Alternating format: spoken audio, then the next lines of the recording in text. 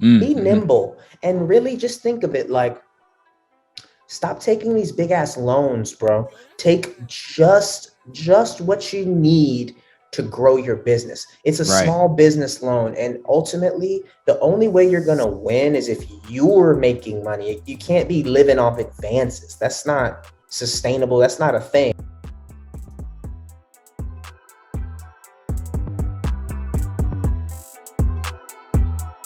What's up, guys? Welcome to the Rapchat Sessions podcast. I'm Classy Beach, your host, and I'm excited to welcome our guest today, Alex Wiley. What's up, Alex?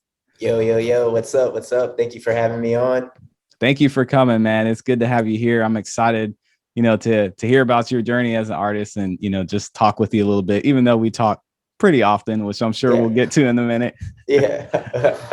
But yeah, man, I just wanted to, start out, kind of tell the people about your journey as an artist, kind of where you started, what's the Alex Wiley story? Yeah. Oh man. Okay. Let's dive right into it. Yes, sir. Well, yeah, man. I don't even know. I guess my music story started.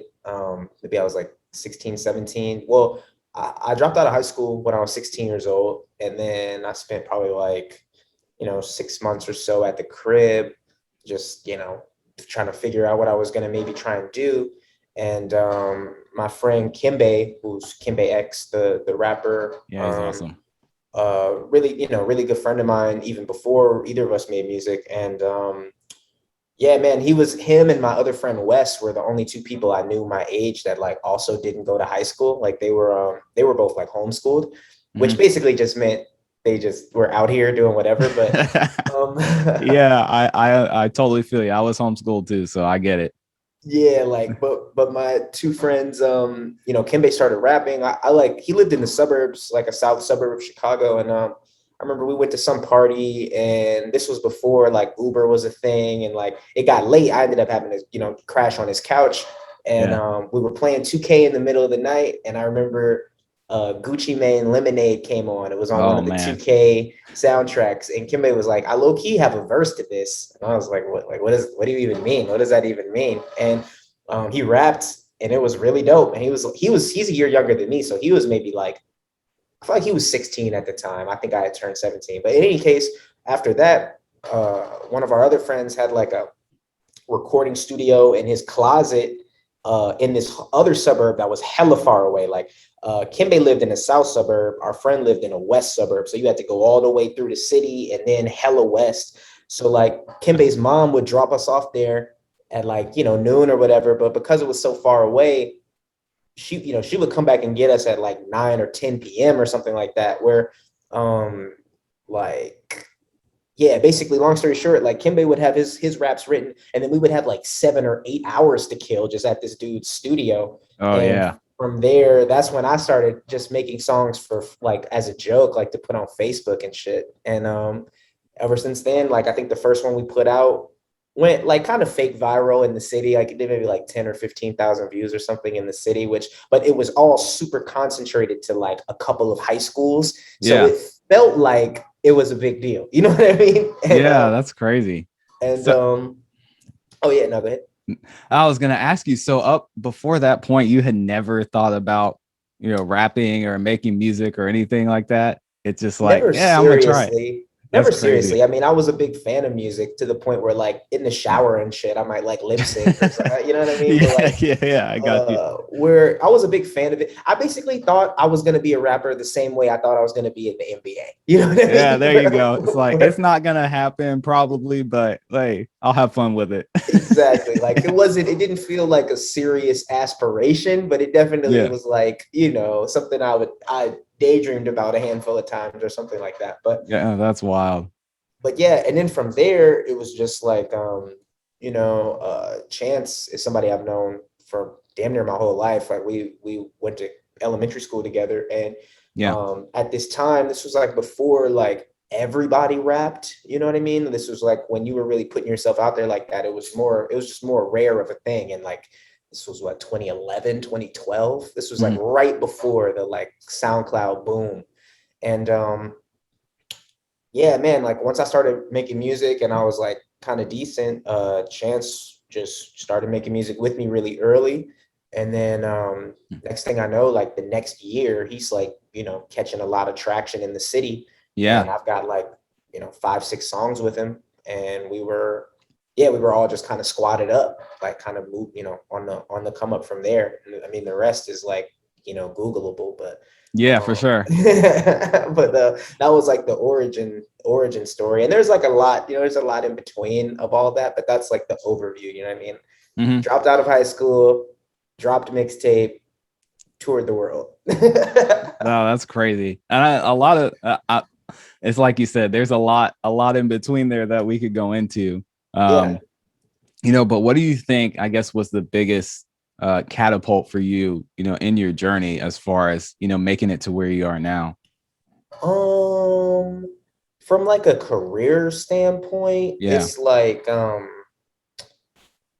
man, just timing, you know what I mean? Like, I think, but like creatively, which to me, I think is more important, because honestly, there were a good amount of people that got the same opportunities as me, and not everyone was able to like turn it into something. And I think like creatively, it was just being unique. You know what I mean? Like I was kind of, I was a pretty funny looking dude. You can still make the case I am now. And like, aren't we all?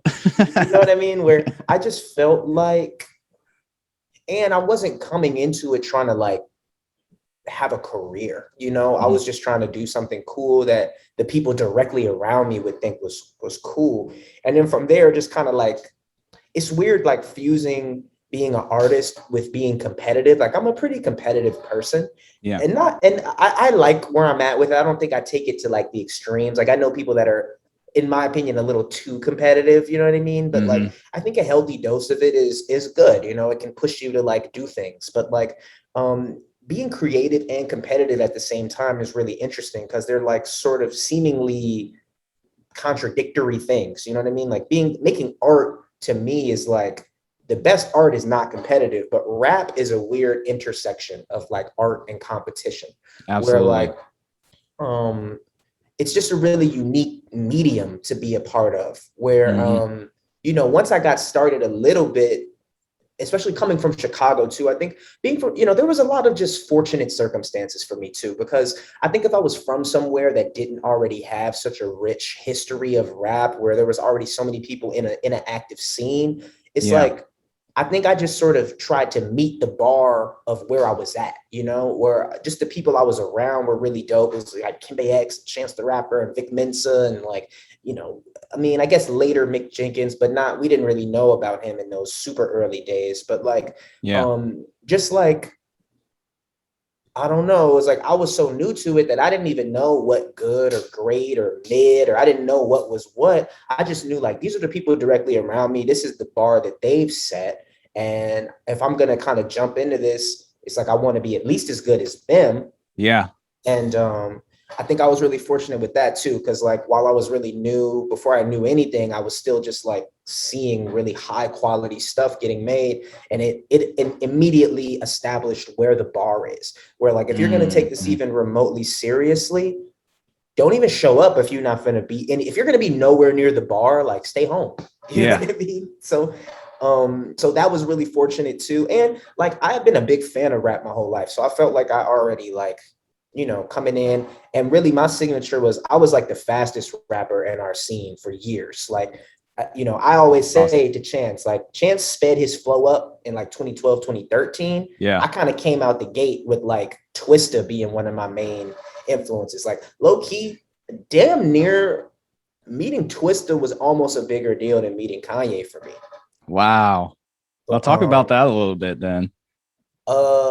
Man, the Twisted thing is random as hell, bro. Like, this dude named Sonny Woods, who's like one of Twisted's managers. He's like, it's a cool ass dude from Chicago. He'd be like making beats and shit, and just he just be around in the scene. But there's this building called Music Garage here, and he had a studio there, and I would be up there all the time recording in different studios and stuff. And I met him, and we just got kind of cool. And then one day, basically, Twista was doing he was working on an album, and they just invited me to come. And it was in like Frankfort, Illinois, which is pretty far out. Yeah. And we showed up and recorded a bunch of stuff. Like that session was really dope for me, because I also recorded what turned into one of my biggest songs. Like I have this song called Games that has now like 20 something million streams. That's like one of the ones for me. Yeah. And like I really made that for Twista, and then he just didn't get on it. So like I wrote this chorus and I put it on but I was basically just supposed to do a chorus for Twista's album. He ended up not getting on the song. After like 2 months went by, I was like, bro, this shit is fire. Like I'm gonna use it for myself. And so sorry, Twista, but we're going forward. Yeah, I gotta, you know what I mean? But it wasn't like, I think he just didn't think it was a good fit for him. So it's whatever. But I ended up using it. But also in that session, we just like met and got cool. That was my first time meeting him. I rapped, I was just in there rapping for a long time and and then he ended up getting on my album like a couple months after that too. He was doing that, really just worked out for me too, because really he was just doing freestyles over like hot songs from artists in the city. And I had a song called Japanese that had come out that was doing really well. And when he was looking for beats to just freestyle on, Sonny gave him that song. So I ended up scoring like a really dope, like 32 bar ass verse from Twista on this song that I had just put out. And my album was coming out like a couple months, like a month or two after that. So we asked him, he was like, bro, can we like add this to the track, like as the album version or something? And so they let us do that. And but that was that whole situation.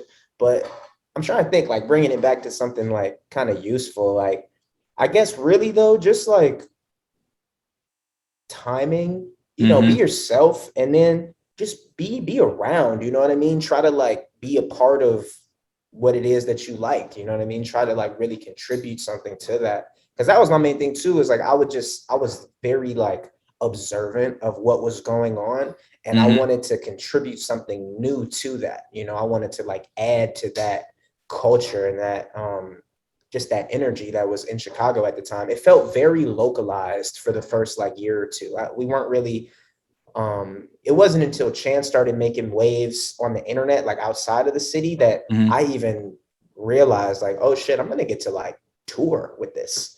Because before that, it was just like, we were just trying to be cool in Chicago. I was like 18, 19. All I cared about was like, showing up to some party and having a handful of people, be like, oh, hey, I heard your song. Yeah. To me, that was like being on. That was like, yo, we are out here right now. Like, that's crazy. But yeah. So you bring up a good point when you were talking earlier about, just growing up with Chance and Kembe and how you guys worked. I think it's tough to kind of find your own lane. And I'm sure, you've seen with so many artists being able to drop music, it can be difficult, or I should say it can be easy to get lost in what other people are doing and kind of lose track of what you're trying to build as an artist. So how did you find like your sound? Because it's so unique, it's so dope. And, you were surrounded by some amazing artists as well. So how was that process for you? Just finding your sound, sticking with it, and not being distracted by, what everybody else was doing? For me, it was like a lot of like collage type stuff. Because honestly, I have early stuff where I sound, at least in my opinion, where I sound a little bit too much like Chance, or like times where I've also though, just like who I was, because in the early stages, you're gonna need to bite a little bit unless you're already like just a really in tune artistic person. Right. But like when you're trying to discover your sound, but just try to bite from like more unorthodox sources. I was biting from like Radiohead and like Rush and like, you know what I mean? And then adding rap elements to that, where it's like, in my mind, I'm definitely still borrowing from other places and like building. It's basically, just like my recipe. It was like, I got a little bit of Radiohead, I got a little bit of Cudi, I got a little Kanye. Let me sprinkle some, some Rick Ross beats in here. And like, I used to describe to people, producers, I'd be like, yo, if Kid Cudi and Rick Ross was finna collab, like those are the beats that I want. Not because we love those explanations. It's like, okay, I can hear that. But what I meant by that, because it's not like I felt like I rapped like Rick Ross at all. I just liked his beats. Like I liked that his beats were really hard. And this was like the Lex Luger days. Like this was like before like Metro Boomin and Future really crazy popped. Like this was before all that. So like, I mean, Future was out, but he wasn't like where he is now, where he's like a Mount Rushmore type name. Like he was he was someone that we had heard of, but in any case, I really liked Cuddy's just sort of melodics on the beat and all the guitar influence stuff. But I wanted like 808s and kind of more trappish drums. And that's how I would describe it. But like, yeah, just a lot of borrowing, like basically creating a new recipe just out of like elements from all over the spectrum musically. Yeah. And but yeah, it was the same shit. Like I definitely felt like I was borrowing from a lot of artists, but it was just like who I was borrowing from was a really sort of eclectic mix, so that the way it came together, because at the end of the day too, like the final ingredient is you. You know, it's like I can borrow a whole bunch from all these places, and then the last ingredient is like whoever you are. You know what I mean? So I think yeah, I don't know, like I just naturally have like a somewhat unorthodox voice. I've had to learn a lot how to even really use my voice to record. And yeah, I don't know, like it was just a whole process. And I've had a lot of sort of like rock influences in my music, so, you know, some more subtle than others. But like that was something that I leaned into early. I always felt like it was just a little unique. And it was, to me, it was something I could like fall back on to make something that felt just unique, you know, like it was its own thing. But yeah. So you mentioned touring a little bit earlier. So talk about some of the industry stuff, some of the experiences you had with, you know, signing deals, touring, you know, getting distribution done. I'd love to hear about that. So what's crazy is like the first deal I ever signed is like it's like a cautionary tale. You feel me? Like I signed like right after my 18th birthday with a label that literally, like as of right now, I'm still in an active like NDA. I'm not supposed to like mention their name or speak disparagingly about this label as the terms of my release. Like I put a lot of pressure on them. Like it was a whole thing. It was a really nasty feud for a couple of months. Because you know, I believe I'm within my rights to tell my perspective on the story. I just don't think I'm able to say specifically who. But first of all, if you care enough, you can go find out who I'm talking about. But like, gotcha. I know who you're talking about. But essentially, they were, in my estimation, misappropriating funds from my music. Meaning, like, also they were like, this was a company that owned a record studio, and they were charging me like $100 an hour of studio time for all those sessions that they were inviting me to. And like, there were just a bunch of, they basically had me on just a never ending recoup where they were just always inventing new things that I had to recoup. So I look up and it's like, okay, like it's been a year and a half, 2 years. The only money I make is off of shows and merch. And, you know, I haven't gotten paid for any of my streams yet. And I've done, by that point, it was like, I've done like 30, 40 million streams. Like, what's up? Where is that? Man. So it was super messed up. And I never really got that bread. Like I just had to chalk that up. But like, that's like my first album, like Vibration, my biggest song is like under that deal. But basically, man, I mean, I had to exit the situation very publicly. I felt like my only leverage was my audience at the time, because otherwise they could just keep quietly robbing me and I had no recourse. So what I did was I just told my side of the story to the internet, and it like, in the city, it was very divisive. A lot of people came out and supported me. A lot of people came out and supported them, like people that like they were working with and helping, and kind of the generation before me. I had a lot, you know, it was a very divisive moment in our scene. And but yeah, like I was able to get my release in exchange for signing an NDA, because I think this is what I threatened to do as well. I had a song with Chance the Rapper coming out like a month later, and I was like, if you don't let me out of this contract, I'm gonna name this song "Fuck" at your label name. Have about 30,000 kids. I love it. That, and it'll be, you know what I mean? And they just, you know, I was just trying to apply pressure, because otherwise I had no recourse. So they were, you know, I signed a bad deal. They waited for me to turn 18. They signed me to a fucked up deal. And that was the only leverage I had, was like, you know, I think at some point, one fan of mine like hacked their website. There were people that were like sending them a bunch of emails and calling their phone constantly from all over the country. It was really weird, but long story short, that was like a cautionary tale. And ever since then, though, I was just way more mindful of the contracts that I was signing. And ever since then, I've been with Empire Distribution, who I like a lot. A very good, just a good solid company. I mean, there's things they could do better, obviously, but like, I like Empire. I've been there a long time. I've been there since 2015.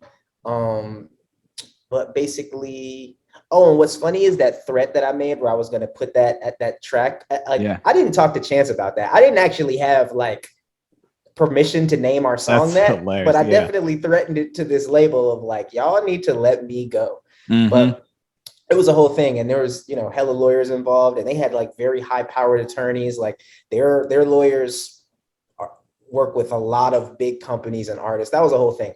But in any case, ever since then though, I've just done like licensing deals, which to me is probably the best way to go. Right. Unless, I don't know though, because I wasn't the type of artist, like I started getting major label attention a little bit after that. Like it was after my first, like I got a couple of offers in between the bad deal and the Empire deal, but nothing too crazy. I didn't get my first like 7-figure offer until after the next album. But long story short, like the major label system to me it just doesn't make sense anymore. And stop taking huge loans, take a much smaller loan and go make your own money. And now it's just your money. It's not a loan. You don't have to recoup anything. It's like, nah, this is just this is mine. I made this. So yeah.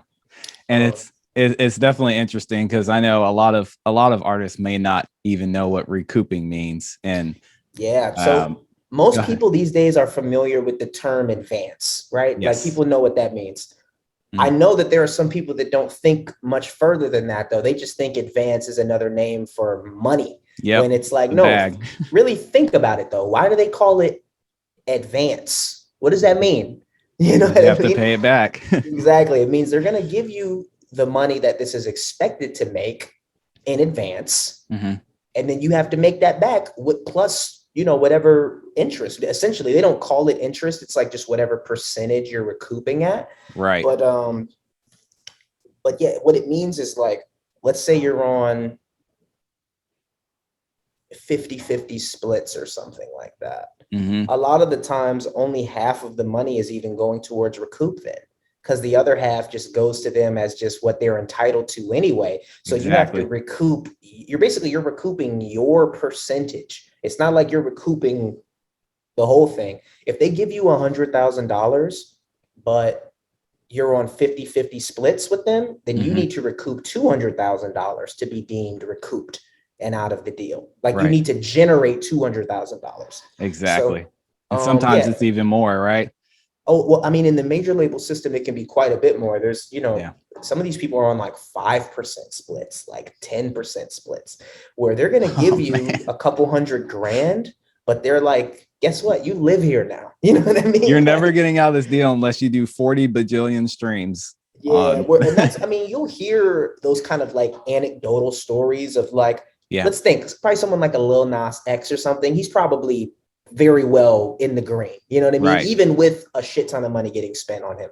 The really big artists, they recoup quickly. It's not a huge deal, but there's so many people that you don't think about. And for every artist you've heard of, there's probably a couple of dozen that are signed that you just never even heard of.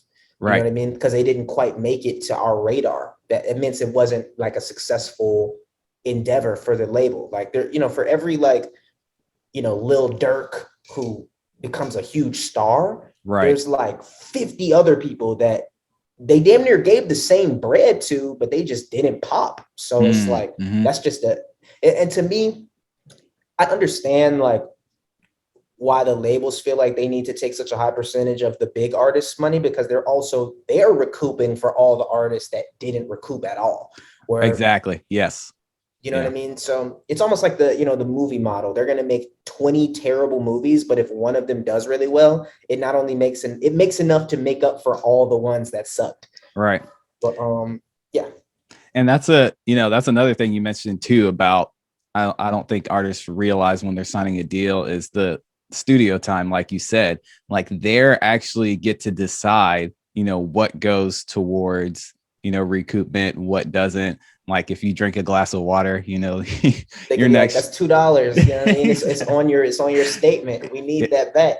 Exactly. And I mean, are those documents readily available? Do you know, like, is that something that you could see like not like a split sheet, but somewhere where it shows like why you haven't recouped Yeah. or how much you're recouping? Yeah, it should be. It should be readily available. I mean, typically though, a lot of artists don't, especially if you're kind of moving, Mm-hmm. typically like if they're giving you that kind of money, you're out here now, you're moving around, you're having fun, you're just doing all kind of stuff. Yep.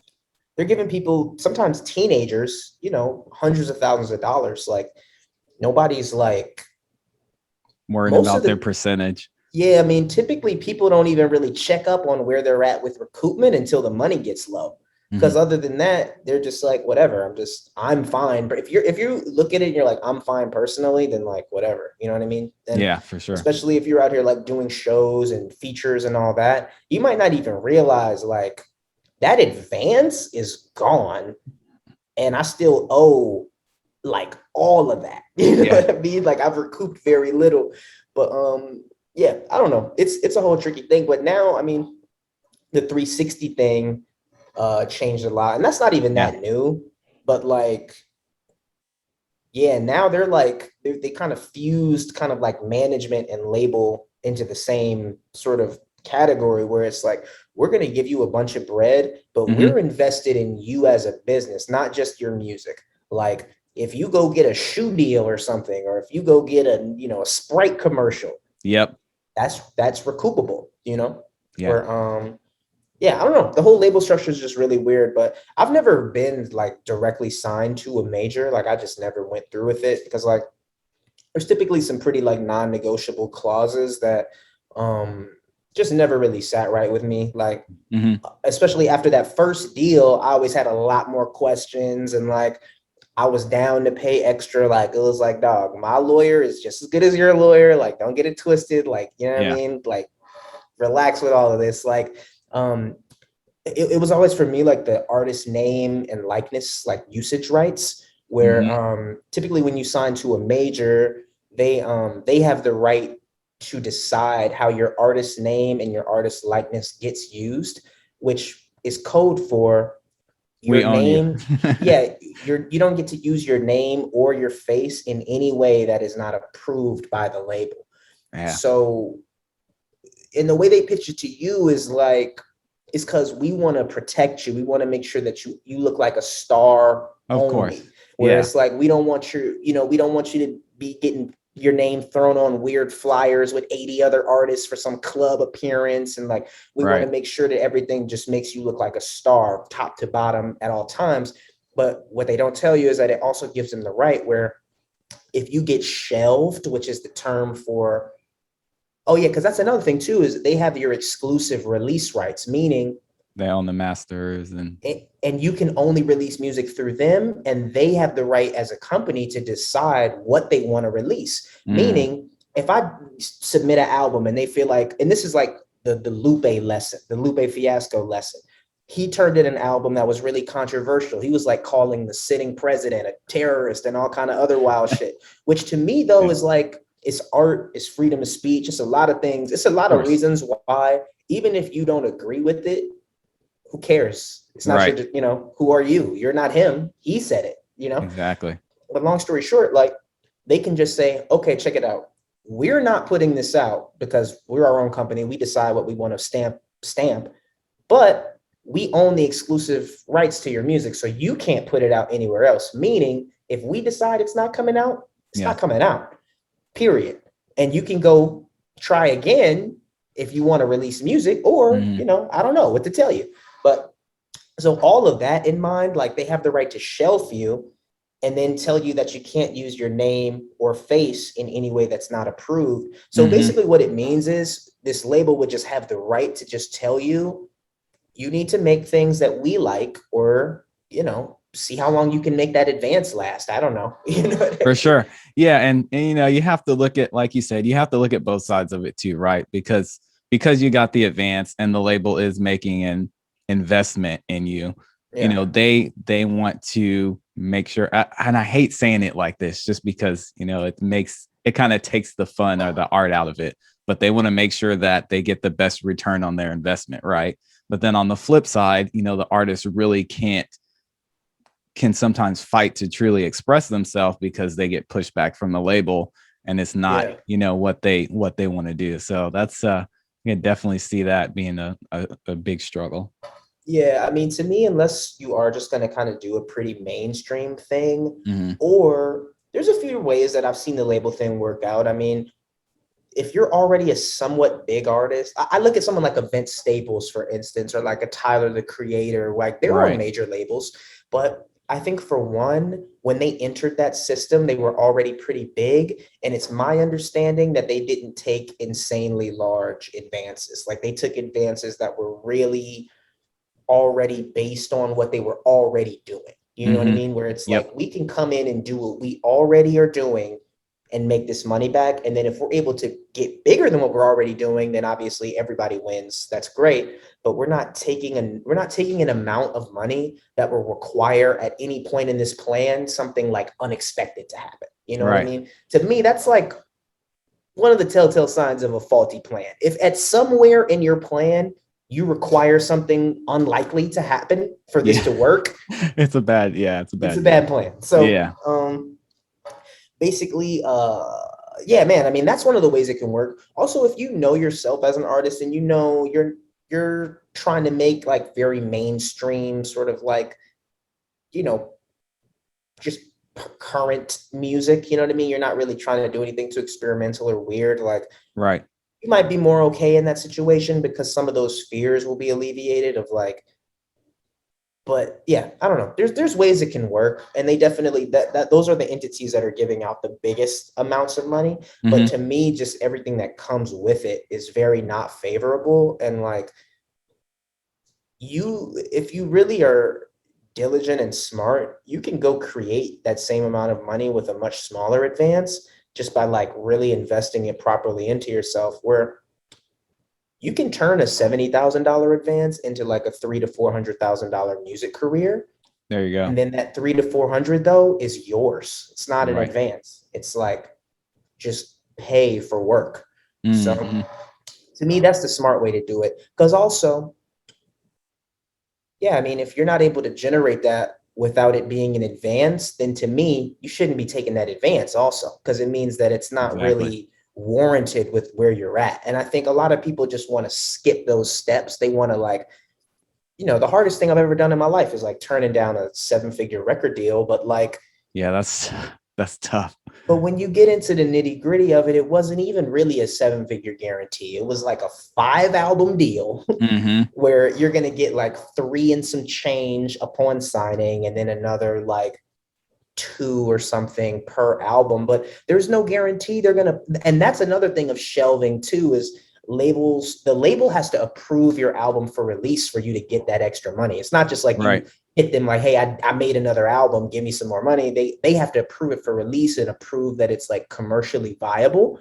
So like that's another way that labels can get out of paying you what you contractually agreed to, is Mm-hmm. then being like, your first 2 albums didn't recoup what we put into those 2. So now I know we have a contract saying that we are going to do 3 more albums with you for this amount, but we don't think it makes sense financially. So we're not going to put it out. And because we own your Damn. exclusive rights, it's not coming out ever. Right. And your career is just over now because you can't sign anywhere else. Then you have to like hope that they just drop you, which they're not like super likely to do if you still owe them money. You know what I mean? Yeah, absolutely. And that's how people get super jammed up. And that happens all the time. That's a very, very common occurrence. Yeah. And I mean, you hear it so many big artists that are out there as well, still fighting deals, you know, producers Yep. like Sunny Yep. Digital, I think was one of them that was having issues. So that's that's tough. And it's hard, you know, like you said, to turn down a deal,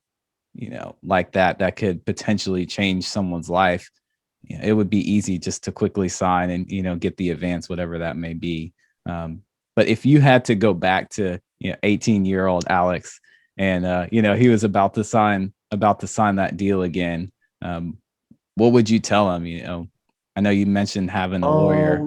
Just like, yeah, man. I mean, have a lawyer look at it and then just take the extra time. I cost myself so much money and so much just stress by not, because I did have a lawyer look over it. I mean, it was very brief. It wasn't like having like, oh, this is my lawyer right now. It was like I had a lawyer look over it, give me some notes. And at the time I was making zero money from music. It didn't even cross my mind that this would ever be something to worry about. So when it was like, oh, they're going to own half the master, they're going to have this and that and that. Like in my mind, it was like, I don't even know what that is. And right now we're talking about 50% of $0. So exactly. Like, yeah. I didn't know that literally 4 months later, I was going to drop a song that has now grossed over $1 million. You know what I mean? It's crazy. Like I had no idea. There was no context. So I don't regret signing with them because it was a symbiotic relationship. They really did help me get my quality up. And, like, it's just the terms of the deal were bad. The terms of the deal were bad. And I didn't know, I had no way of knowing that this was going to turn into something that would work, where we would actually, an extra 10, 20% of something would be a lot of money. You know what I mean? For sure. But yeah, I don't know. At the end of the day, I don't regret it. It's definitely still pisses me off at random moments. But yeah, every time you go to Spotify and you look at the streams, you're like, oh my God. But at the end of the day, man, if you're really reaching people, you're gonna make way more than the streaming off the touring, the merch. I made a bunch of bread off just doing features with people. Like it is what it is, man. I mean, not to say that we shouldn't change that. Like, and I think, but honestly, the newer generations, everybody's a little more mindful. Not everybody, but it does seem like there's there's like a overall sentiment. Like people are a little more aware of these things now than like for sure people used to be a decade ago, I think. Yeah. The information's out there and there's a lot of good books out there as well. That can help. So no excuses, guys. Just don't sign a bad deal. Yeah, man. And for me, I feel like shorter deals are good. Be nimble and really just think of it like, stop taking these big ass loans, bro. Take just what you need to grow your business. It's a small business loan. And ultimately, the only way you're going to win is if you're making money. You can't be living off advances. That's not sustainable. That's not a thing. That's not anything, bro. That's not anything. That's not, like you got to look at what you're earning, not what you're being gifted, what you're being advanced. You know what I mean? And base your moves off like what you as a business are earning. And I know that's like, for a lot of people listening, that is like many steps in the future. And like deals, all that shit, like, unless some entity that, I don't know, because I've also gotten conflicting advice. I've had some people tell me don't sign anything unless the dollar amount changes your life. Like I've been given that advice as well. But to me, I'm not sure if I agree with that, because I think it's easy to say too.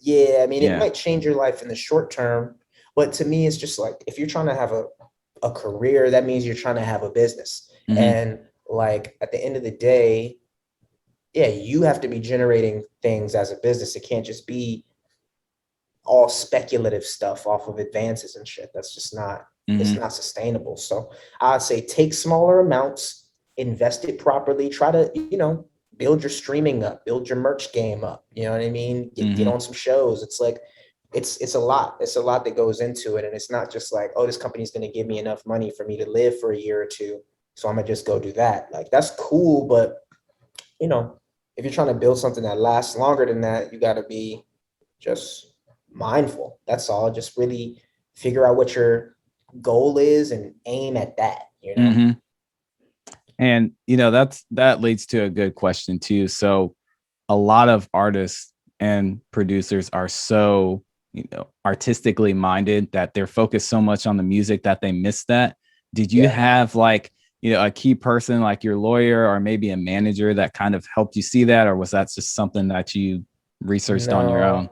I had to just see it. up Yeah. close and learn the hard way via the first deal. Hmm. And I was as much as I was unlucky with that one, I was still lucky because I caught it relatively early. I mean, I still am splitting 50% of my biggest song, which is so annoying. But like Yeah. at the end of the day, I followed up with a song that's almost as big. And then like my number one biggest song, I only own 50% of, but like 2 through 9 is all me. You know what I mean? There And you like, go. That's awesome, man. where, like you just got to keep your eyes open. And if you just want to be on some art, art time,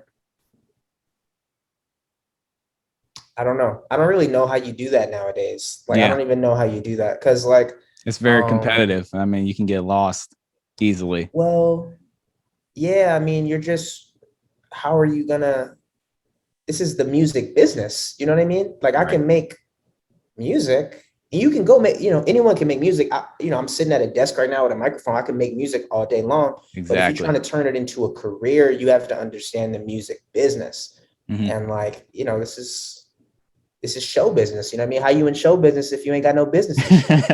Exactly. Exactly. Now, did you have a manager at any point, or this was all Alex Wiley? Okay. I've had a handful of managers, but to be honest, I don't think nobody ever like put me up on game. It was all like I never had like an industry ass manager. Like typically, Yeah. I typically knew more about the business than my managers. It was more so people that were willing to invest their time into me, Hmm. into just helping me run what I was doing. But I didn't have a manager until I was already like, Doing your kind of, thing. I was kind of popping when I got my first manager. Like it was like a tour. It was like I have a bunch of tour dates and I need a tour manager to come with us and just Right. make sure that we get everywhere on time and like, check into the hotels and all that kind of stuff. And then that turned into, okay, like you need to also kind of be fielding emails and requests and stuff that's coming from all over the country and that type of shit, where it turned into more of a traditional manager relationship, but it was more so like tour manager. And then it was like, well, damn, I am just like with you every day now. You might as well just manage this whole situation. But Yep. Yeah, and it's funny because you hear so many people when they're getting started like, oh, I need to find a manager. It's like you don't have anything to manage yet. yeah, exactly. So it's a manager's role, and shout out to Dame Ritter and shout out to the MEC for this, but he talks a lot about a manager isn't really supposed to like put you on necessarily. Like they're supposed to help you build, what you already have. And that happens though. I mean, there are yeah, managers that it's are true. like industry ass man. That's what I'm saying. Like I never had one of those, like someone that can just kind of put you in those situations. Yeah. And that's not something to chase, in my opinion. Yeah. Like Yeah. I think, for me, like collaboration is something that's really important. And Mhm. like features and stuff. Like I kind of put myself on via collaborating with bigger artists and There you just go. performing well on those tracks. And like that's something that's become more common now because you can kind of pay for them. I Yeah. think like paid features, if you're actually really good, can do a lot for you. There you go. Where That's a it gem. where it doesn't help is if you're not there yet musically and you're Mm. trying to skip steps. Because like let's say you get I'll throw this out there, whatever. Well, like I've paid for a Mick Jenkins verse before, even though that's my homie. I didn't Mhm. pay for the first times, our first like 2 or 3 songs we just did. But there was one time I just really wanted him on a song. I didn't really want it to be a favor or nothing, and I paid him for it. I'm not gonna put out there what he charged me, and it wasn't a small amount. Like he charged me like thousands of dollars, but Yeah. the amount of streams that the song did, I made like 3 times what I paid for the verse. Smart. That's the music business part that you're talking And the about. song helped my career a lot. Like it was, you know what I Exactly. mean? So Yeah. like, and it's,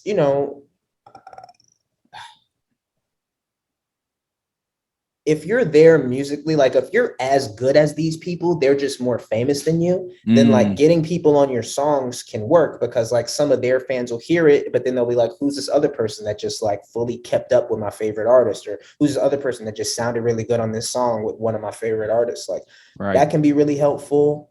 And to me, it was how I navigated the whole playlist situation on streaming, because I never made it to a stage where I was just going to definitely get playlisted every time. Like I've gotten playlisted a lot of times. It's been really dope.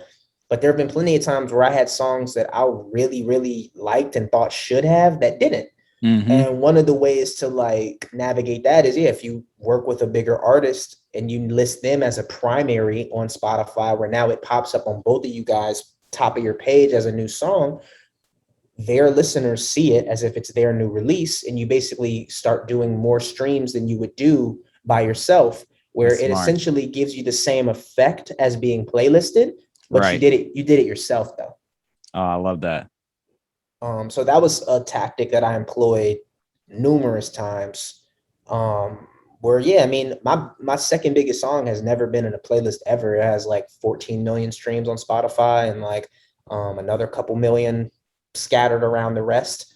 Never was in a playlist though. Like that was just off the string. That's amazing, man. But yeah, stuff like that, bro. You got to get crafty out here. Like, but that's only if you really are trying to like Grow and yeah, have a career at this. Because there's a lot of people, if you just want to rap, then you should, figure out how to do that, I guess. But like, I think for me too, there was a lot of just desperation involved. Like I was a high school dropout with very few like tangible skills. You feel me? So it's like, yeah. Fuck am I even gonna do? It's like, I just make dope music, whatever.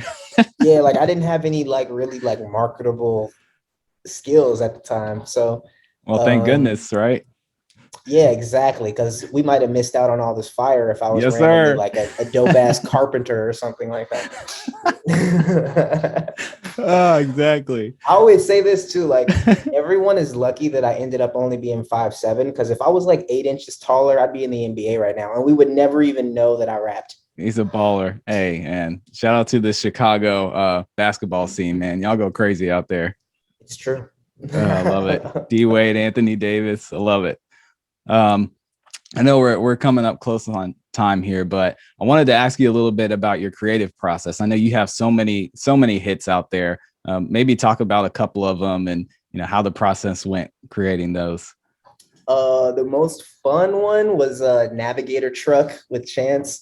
It started with me and my friend Kales. Yeah. I was opening for Juicy J in Milwaukee, right? Mm-hmm. And that was just a dope ass experience in general. It was at this venue called the Rave, which is just it's like 6 venues in one. It's like a 6-story building. Yeah. And the top floor is the main room. It's like a 6,000 person hall. But every floor is a different venue. And I've performed there a few times. Like I did Smokers Club tour with like Absol and Joey Badass and like the mid-level room. But long story short, we went up there, we did the show. It was super dope. Juicy J is a hilarious person. You can tell. We in the basement though, there was like a death metal show going on at the same time as the Juicy J show.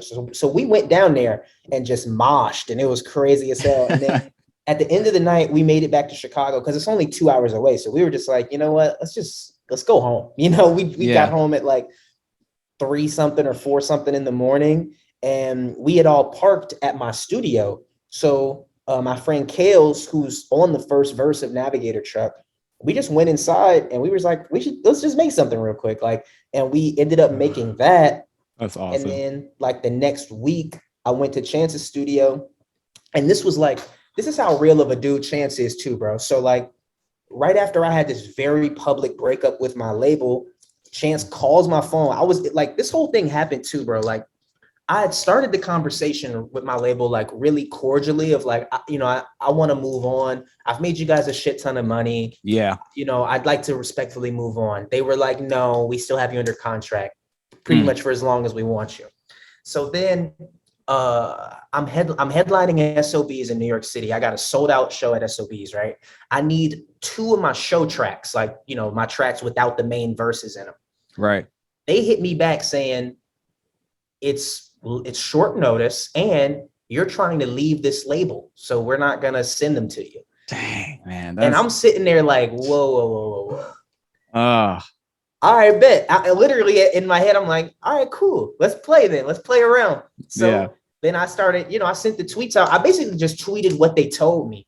I just was like, I just tweeted exactly what happened. and it just became a thing. And then the next day, it was just a whole thing. But I'm in New York City. I'm on my way to the airport, and Chance calls me. He's like, "Bro, I just saw what happened. Fuck him, like let's." Yeah, let's drop it.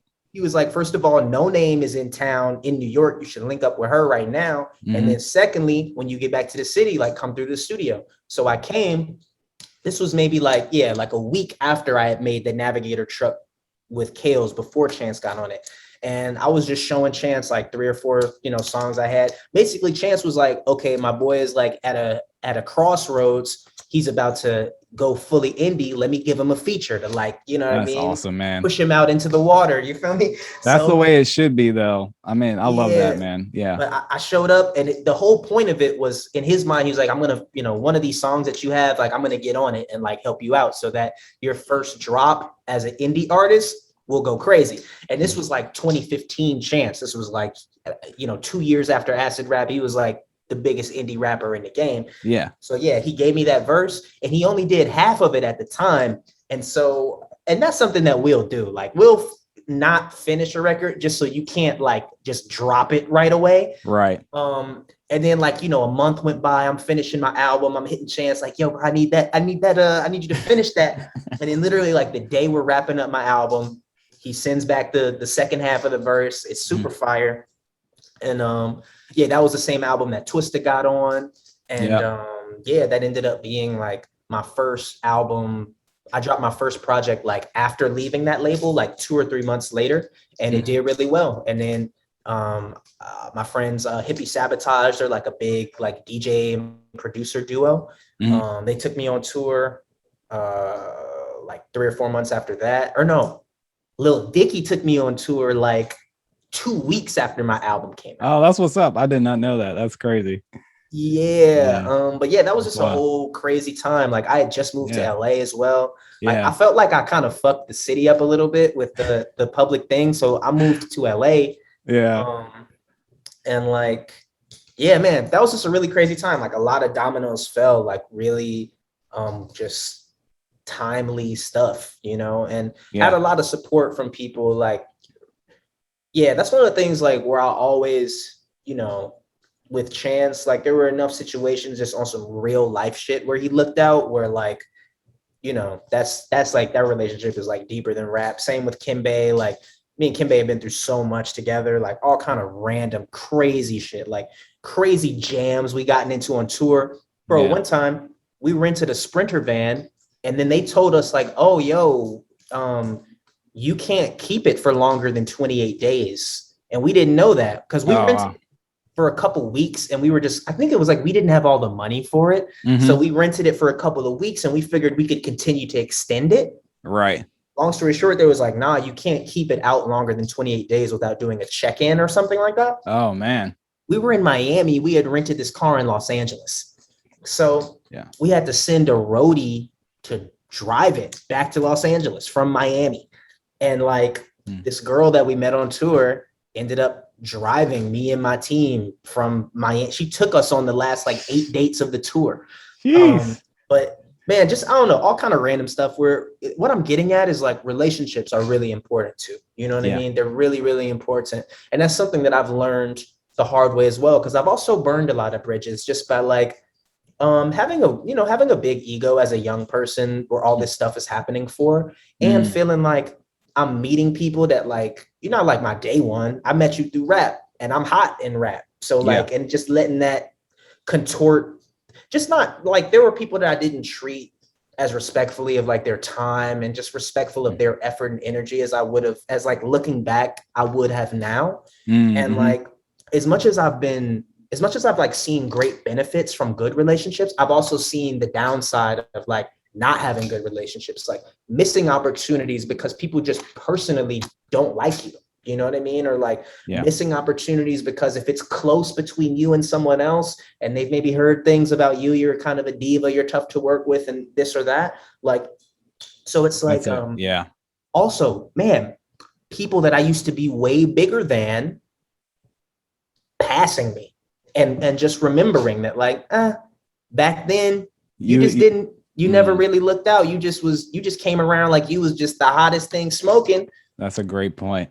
Great where, point. there's someone I'm hesitant to put his name out there. He's a big artist and we're from the same city. And like, he's open for me a lot of times. And now is like, dog. The DMs are closed. Now nah, like it's not, because it was never like beef. Yeah. It was just like, I thought I was better than him, which he just kept getting better. Because at the time, I think I was, but he progressed at a much faster rate than me. I think I got comfortable, and he was like a sober guy, didn't drink, didn't smoke. He was just about the craft. So him in 2 years of just craft driven work versus me in 2 years of just kind of reaping the fruits of a little bit of success, and more so, because that's the thing too, success can stunt your growth creatively. If you get very popular for a thing, what is really your motivation to grow beyond that thing? It has to come from in you. You have to really just want to express yourself differently, because if your motivations is just people telling you, hey, that's dope, the first time you start to feel that, you'll damn near just try to recreate that a lot. And it's not good. It doesn't, people like it when it's new. They don't want to, it doesn't hit the same if we've already experienced that. Yeah. But yeah, man, there's just a lot to this. Like, we honestly might need to do a part 2 or something. Like, we gotta do a part 2 because there's so much more I wanted to ask you about. But quickly, just real quick, side people might not know about Alex is Alex the producer. So talk a little bit about that. Man, like I'm like fake decent with the beats. Like I definitely got beats where you'd be like, oh, this is dope. But I also like. And I be cheating, bro. I be using loops sometimes. That's not cheating. Don't say that. I'm Alex. I'm a producer. Do not say using loops or cheating. Hurt my feelings. Yeah, but I don't know. I fuck with it though. I use Logic, and I really like it because I can once I started to learn some more little tricks in Logic, it got a lot easier. Like I use the I typically, if I'm starting something from scratch, I'll start with just the transposer, and I'll just put the song in a certain key from jump. I'll be like, all right, this is going to be F sharp minor or whatever. Then from there, I can go to chord trigger and set up, okay, I'm going to do 7th chords or like 7 and 9 chord or, whatever.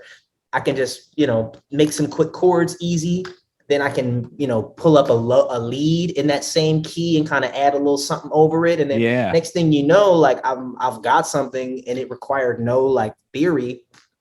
And then where I started taking it a step further was then pulling up my vocal track, putting my auto tune in the same key. And now now I'm going crazy. Like now it's, and everything is much more. But this is all tricks I learned like in the past year or two, honestly. And I was, I've been using Logic to record at least my demos since like 2014 or 2015. So a lot of years. That's one of my main regrets, honestly, is I didn't really explore Logic's capabilities until relatively recently, because I could have started producing years ago. But yeah, in any case, man, like Logic makes it really easy where you can start to do things. And then there's different plugins with like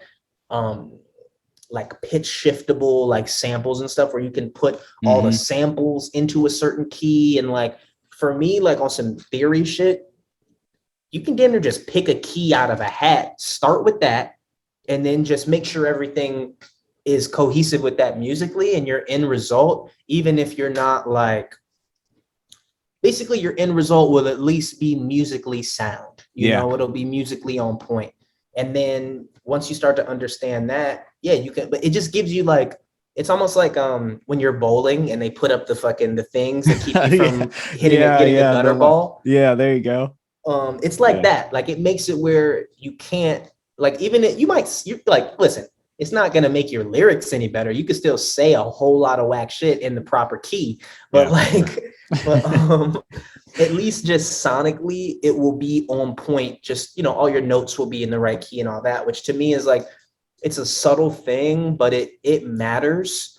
And to me, that's like, for people that are new, that's like the biggest cheat code to me. It's like, you no longer can be excluded because something is like kind of musically wrong, And a lot of times, the listener, they don't know. They're not like, oh, that note was out of key. They just will hear something that's like, I don't like this. Yeah, absolutely. They don't even really know exactly why. when a lot of times the reason why is because it's musically like just incorrect. You know what I mean? But I agree. but yeah, I don't know, man. That's Well, like, we'll be looking for a beat album coming out from you soon then. see, I don't know about all that because I feel like really where I swag is like how I use my vocals to be part of the whole production. You know what I Yeah. mean? Where I'm not advanced enough where you should just listen to like 10 of my beats by themselves. You know what I mean? Like, Yeah, I hear you. I feel like, especially because I'm comparing it against like people that are super nice. You know what I mean? Super, super nice. And yeah, being a producer, it's a whole different thing. And I think you got to respect it, be respectful of that. Cause like, um, yeah, I've put in a lot of hours as a vocalist, as a rapper. I feel very confident and comfortable with that. Yeah. But being a producer is a whole different thing. And I've got way less hours put in on that where, um, that's another thing. You got to be humble and respectful in these spaces if you haven't really earned the right to say, if you haven't earned the right to talk that shit, you should just focus on being good. Yeah, Just focus exactly. on trying to be good. Like, it kills me hearing all these 17, 18-year-olds calling themselves the GOAT in auto-tune. It's like, you are the GOAT of nothing. You are the GOAT of absolutely nothing. And you need to put some time in. You are Yeah. a baby lamb. You are not a goat. That's hilarious.